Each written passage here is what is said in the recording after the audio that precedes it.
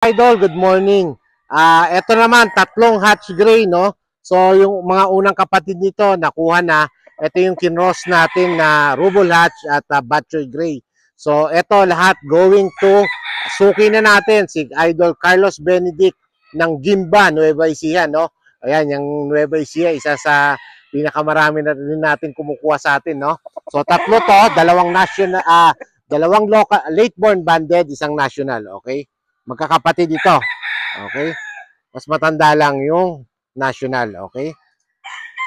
So, lahat to magkakamuka. Magaganda hipo. Mga angat. May timing. Binitaw naman to. Nakita ni Idol, no? So, nagustuhan niya. At maayos na manok. So, Idol, sana mag-champion, no? Konting swerte lang. Makukuha natin yan. Thank you.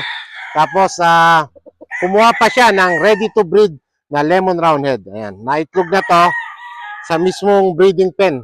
Nakasalang dito sa amin. Ayan. Okay. Idol Carlos Benedict, maraming salamat. Sa susunod ulit, ha.